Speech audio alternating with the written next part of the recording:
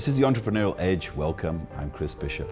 Now this week we focus on one word, finance. Now I can see many of you entrepreneurs recoiling from it, but now, as we all know, securing finance and managing it are two of the biggest challenges you can face. And without the necessary financial know-how, most small and medium businesses tend to fail within the first 18 months.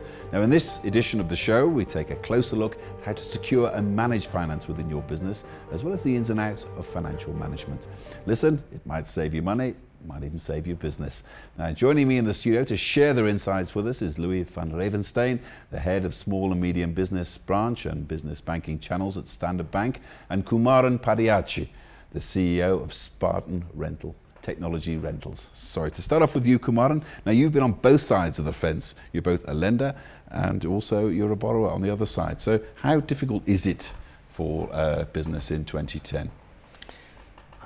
This year it's been much less tough than what it was last year. Our outlook is that the next 5 years is going to continue to be very tough. Certainly we've received very high activity levels from mid-January onwards, so we're very hopeful. The results so far look promising, but we're taking a very cautious view over the next 5 years.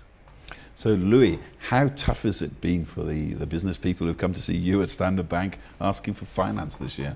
Yeah, what we've seen is a real struggle. The last 24 months have been very difficult. We're looking forward to a slow recovery. When they approached us for finance, it was interesting discussions. Normally request information around how repayment ability is going to happen. Do you understand your business in totality? All those type of aspects. So for the last year or so, those discussions have been more difficult, I think, than before that. As I said, Kumaran, you've been on both sides of the fence. How difficult is it to convince people to give you money in this particular climate? What sort of problems have you had? It's probably been the most difficult time. Like Louis was just saying, it's the diligence applied by funders, and consequently when we're funding small and medium businesses, we're also being much more diligent in all aspects that affect our risk. So I think it requires a lot more preparation on both sides, a lot more diligence on both sides, and one's got to be prepared for a tougher road. Now, preparation, Louis, this is a question I've always wanted to ask. You're a small businessman, I'm going in to see you, the bank. What tips can you give me? I mean, right down to dress. What do I do? Do I have a PowerPoint presentation? Do I have piles of paper? How do I approach it? Yeah, because I think it's something in the middle. You need to be yourself. I don't think you need to go out there and try to fool anybody. You need to be yourself. People see through that. So I think that's where you need to start. I think you need to do good homework. It's not necessary to be a 50-page business plan. At the end of the day, you're not doing it for us as a financier or a bank. You're doing it for yourself. You need to do some planning. You just need to show us. Some people can show you and tell you exactly what they need and how they're going to do it on a piece of paper. Other people need 10 pages to show us what we're going to need. So at the end of the day, do good homework around what you need. Tell us about your product, what makes it different than the other products out there. Why are people going to buy from you? Tell us about your customer base. Tell us where you're going to find your customers. Tell us about your location. Tell us about your management. Tell us about your cash flow, how strong it's going to be, your margins, your pricing. Give us all that information that we understand. Maybe give you advice on your business plan. It's not just a one-way discussion. You tell us all this information. This is your view. We're a resource for you to help you and assist you through what we've experienced before, to say, have you looked at this? Have you considered this aspect? So I think it's a two-way discussion. You can bring it as best you feel comfortable with, but there's certain criteria, necessarily what we say, a sort of a checklist, what we need to be included in a sort of a business plan or in an application for finance. So Kumaran, tell us, I mean, you've done it many times this year, I'm sure. I mean, what are your tips for convincing people to part with finance? I think the form and the substance is both important. You were mentioning about the substance, the nitty-gritty information. Unfortunately, funders do in part judge a book initially by its cover, but so the presentation, the professional issue is very important. I would suggest engaging outside help to make sure the documents are properly crafted, get 2 or 3 different people to give a fresh perspective on the documentation and criticize it and critique beforehand, so that it's gone through a few iterative processes, so that and also the presentation to the funder, go through a few trial and errors of that. And so when you're in front of a funder for the first time or the second time, at least one is more adequately prepared and informed. So the substance and the form, the nitty-gritty. I think also can add on the substance is awareness of risk. The last thing you want to do, a key part of deciding on credit is also the management, the leadership team. And if they're naive as to the risk that is in their business and the market, that means, you know, the funder is taking on undue risk. And lastly, I would say being perpetually proactive. Funding is an ongoing journey right throughout the lifetime of a business. So one's got to be continuously proactive in it. Actually, that's one thing I was going to ask you, Louis. I mean, how many of the small business people who are coming to you this year are looking for refinancing to keep the business afloat rather than expanding? I think that's what we saw last year and the year before. People were trying to survive. Sales have dried up. Cash flow is under pressure. So many people needed funding just to survive. There wasn't growth or expansion capital required. This year we start to see a small glimpse of people approaching us with a plan, with an opportunity. They've realized they're a bit more positive and they see a bit more opportunity. So they come with us to say to us, listen, there's a sales opportunity, there's a growth opportunity. This is the plan on the table. Please consider this financing. Before, it was to sort of survive. I think now there's a small change that people are again starting to slowly invest in their businesses to say, listen, I've got confidence to invest in my business. So Kumaran, what are the alternatives? I mean, say you've failed and walked away. What are the alternatives? I mean, what would you advise small business people to do if they don't get one of the big banks to back them? There's many funding institutions out there in the world, in South Africa especially. I mean, one thinks of, we want the easiest path of raising funding generally. So you just think about the banks, but there are many institutions. One just got to do your research, find out what the different mandates and criteria of these various institutions are. There's some that specialize, for example, in equipment financing. There's others that specialize in debtor financing. But the banks do it all, but one can talk to various different funders. So we have the internet. Research must come first. The wider your pool of potential funders, the better your chance of success. If you're talking to only 4 funders, your chances of success are limited. There are probably a few hundred out there.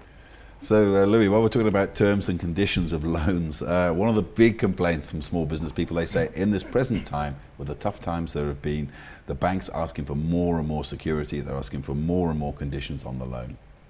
I think at the end of the day, we normally start to have a discussion. We look at your business risk, we look at your managed risk, we look at your repayment ability, your financials.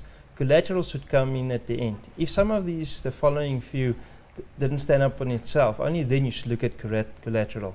Some type of needs for finance is asset finance, asset-based finance. There's an asset in the background. So that's much easier. But the moment you're looking at working capital finance or growth finance, it's a different ball game.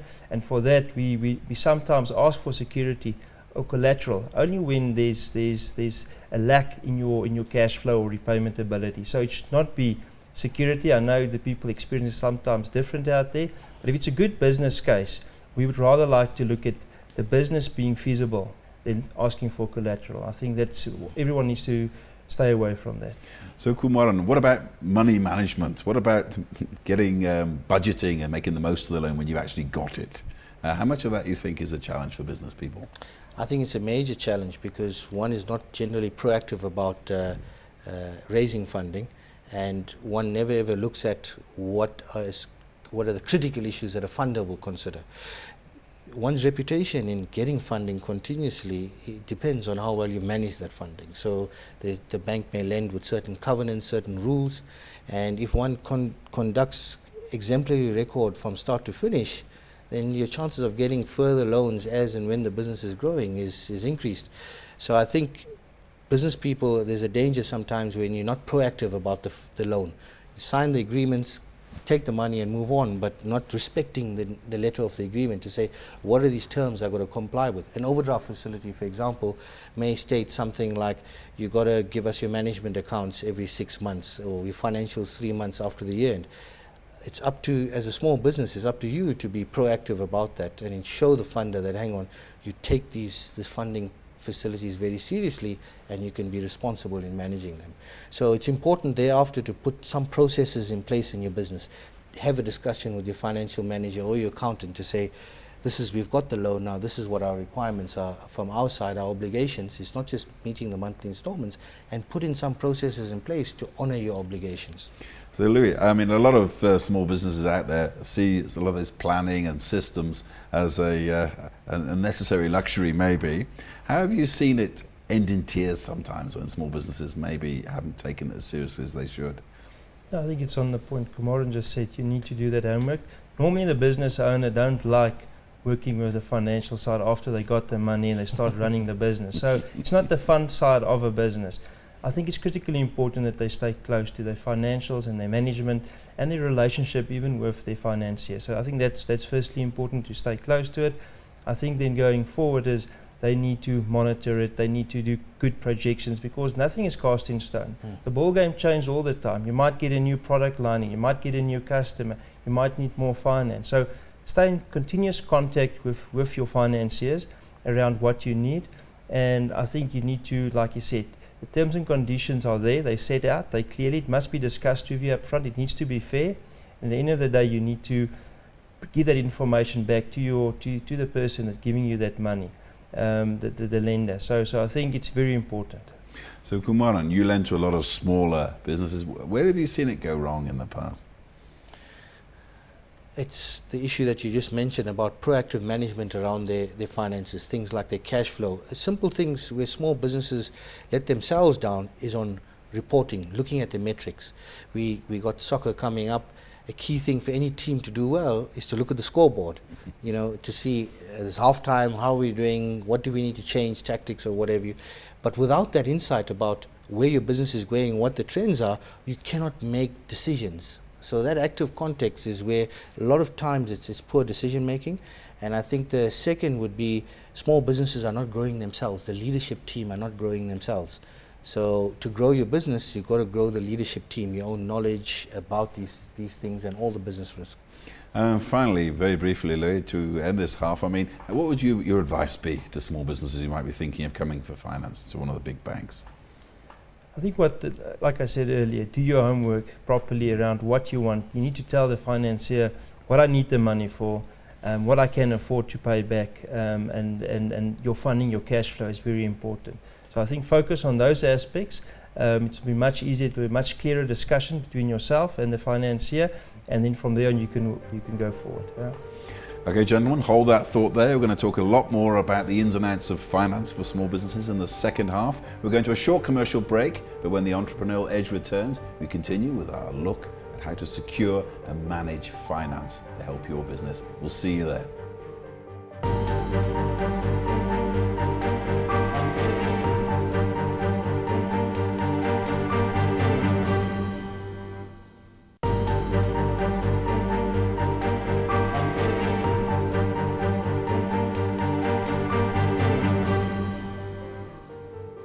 Welcome back to CNBC Africa's The Entrepreneurial Edge. I'm Chris Bishop, and we're taking a closer look at the role of financial management in business. Now, still with me in the studio is Louis Van Ravensteyn, the head of small and medium business, branch and business banking channels at Standard Bank, and Kumaran Padayachee, the CEO of Spartan Technology Rentals, who we heard in the first half is on both sides as both a lender and a borrower. So, okay, start off with you, Louis. I mean, one of the big problems that we're also seeing this year is debt management. How can small businesses avoid debt stress? What's your advice? I think firstly, their own debt stress is what they need to do is after they've managed the business as best as they can and they start seeing that things are going the wrong way, they need to talk to their lenders. They need to be close to them. Let's say it's your banker, go and talk to them soon enough in that whole process. Otherwise, when it's too late, you can't do much. So around their own debt, speak to your financier, explain to them what is happening. Try to arrange a midway to see if you can see yourself through this difficult period. Many times things improve and there's maybe a contract in the pipeline or a good sale in the pipeline. You can carry yourself through that. Sometimes one can manage the capital repayments. Sometimes you can accumulate the interest. There's different ways. Important for us is to make sure that the business survive. If a business fails, there's only losers. If you can help it to survive through this tough period, there's only winners at the end of the day. Now, Kumaran, your company lends to a lot of small businesses. What's your experience? How difficult is it with this debt management sometimes? I would echo your sentiments that you just mentioned. It can be a difficult thing.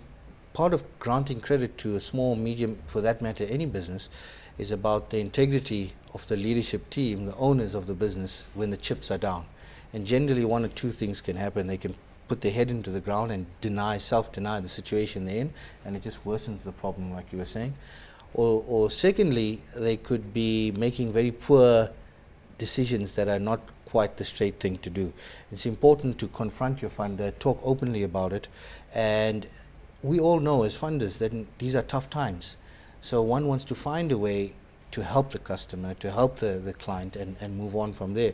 And you can only do that if there's a sense that the person sitting and talking to you with open arms, with a full commitment and a sincere intent to come out of this situation. And then everyone can work as a team as far as possible. So it's open communication and timeless communication, I would say, those two things. But Louis, what help can the banks be? I mean, look at it. Let's paint a scenario for you. I'm losing money hand over fist. I'm letting my workers go left, right and centre. I'm in deep trouble, and I come to you and say, look, support me. It's going to be all right next year. How difficult is it going to be for you to say, okay? I think the decision you need to make is the first cut is normally your best cut. So your first loss is normally your best loss. So you need to sit down and really look at all the aspects in front of you.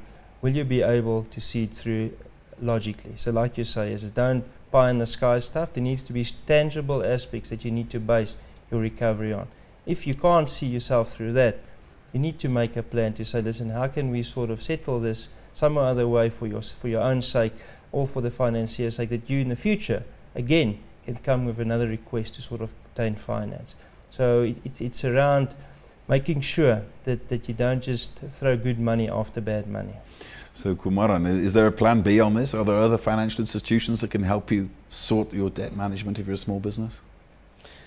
I'm sure there are. We haven't, as a equipment financer ourselves, we haven't found ourselves in the context where we have to work with other funders to get somebody out of that. Generally, they're either talking to us or not, and we're going into recovery mode. So Louis, I mean, what about plan F, as in filing for bankruptcy? I mean, when do you actually, as a small business, just be honest up and say, okay, it's over? When would you advise that as a banking person? I think it's dangerous for us to advise when the business must sort of close their doors.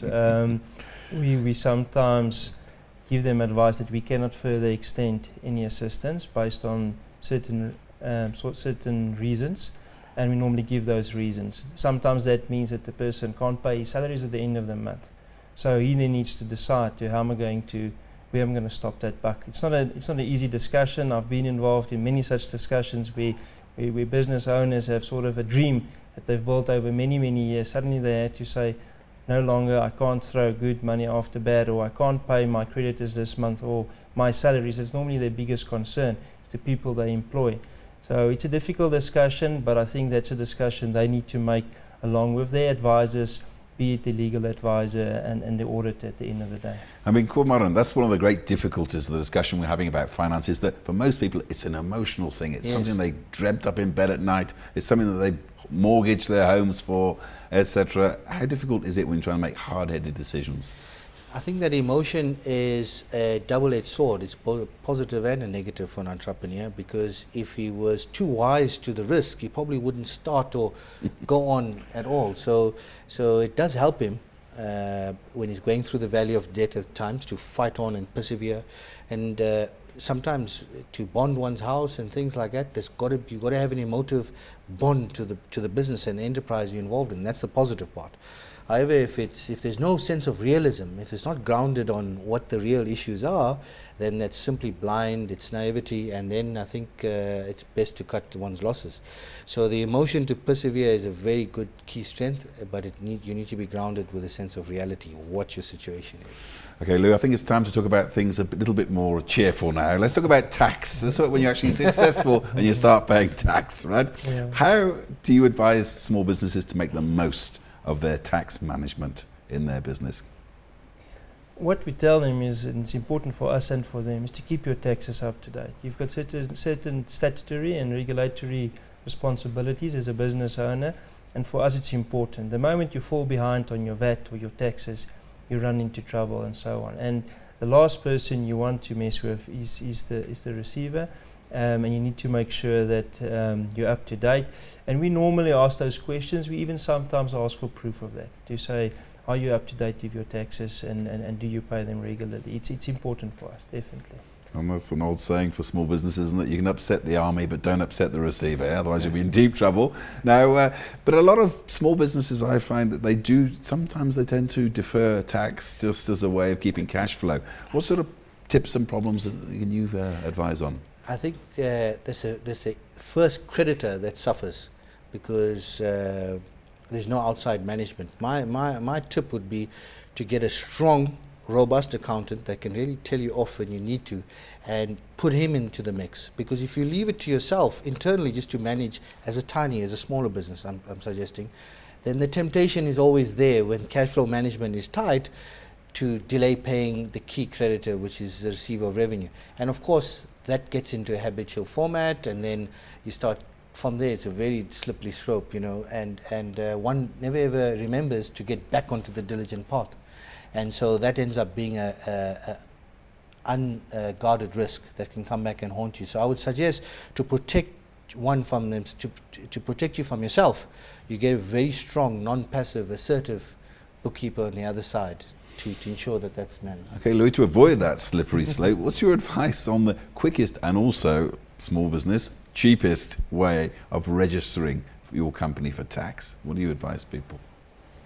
Well, I think you need to go to your accountant, your auditor. They need to give you the advice. They normally have that information, and they are responsible for keeping your books up to date. And the people I've been involved with, they normally run it through the bookkeeper. The bigger businesses who have an accountant in-house and in place, they normally deal directly with the receiver. There's ways to make your payments at electronic ways, like in our bank. You can pay your VAT and stuff through e-filing, and there's different means to pay your taxes through electronic means, which is much easier, and registering via the website. So I think you must use the technology that's available to you, and you must also use the knowledge out there. That's your support structure. So Kumaran, we touched on it just now. VAT can be a minefield, especially for small businesses. I know I've dealt with it. What do you advise? One's got to put the internal processes in the business. First of all, one should be very disciplined about it. And things where there's statutory dates, whether it be for tax or filing dates for other things, I would suggest you use the simple tools like Microsoft Outlook and put these reminders in and way in advance. Unfortunately, it's something that the entrepreneur neglects because he's busy focusing on sales perhaps and managing the crises, and then he finds out one day gone to VAT, and then it's one thing to fill it in, then he hasn't provided the cash flow for it. So it's important to be proactive and put some kind of simple tool or process in place to be way in advance with that. Otherwise, you're gonna find you're gonna be in arrears. The 10% penalty, again, it becomes a negative spiral. I mean, Louis, what sort of problems some of the people who come to you have? I mean, one thing I remember as a former small businessman is that in the morning we'd have a massive bank account. When we paid the VAT, then it wasn't so massive, it was very small, in fact. How can small businesses run into trouble with VAT sometimes? Like you said, many times these businesses, let's say in the property industry, you delay your VAT. The next time you want to sell one of the properties, the receiver then says, listen, you're not up to date with VAT, and that transaction can be stalled, and you've got a cash flow problem. So you need to make sure you pay those VAT and payments up to date. I think you need to make provision for it. What some of the people have done is they open maybe like a VAT account or a second account, and the whole time, every month, or as they do sales or transactions, they put a bit of the money away. When VAT date comes, they've got the money. It's almost like a bonus account. Then you pay your December bonuses. So some people make provision for their bonuses or their VAT payments as they go along during the course of the year. So I think you need to plan and put that process in place. And finally, very briefly, Kumaran, I mean, how do you overcome that temptation if you're a struggling business to spend that VAT money, which I know a lot of people do? It's the discipline. I think you've got to have a focus on what you're trying to achieve for your business. So all business owners will have some kind of a vision or a dream. And to realize that in taking a chance with something like that, you're actually jeopardizing your expediency, you're jeopardizing your dream. So realize that you're putting yourself at risk. Kumaran Padayachee, CEO of Spartan Technology Rentals. Thank you very much for your time and insights. As for Louis Van Ravensteyn, the head of SMEs at Standard Bank. Thank you for your insights and time. Well, on that note, we end this episode of the Entrepreneurial Edge. Now you can win one of 5 copies of these very informative Standard Bank Small Capital Omnibus. Now the book is aimed at small and medium business owners and tackles everything from how to start a business all the way through to understanding BEE. It's a good read, I can tell you. And all you have to do is send in your details to the email address on the screen.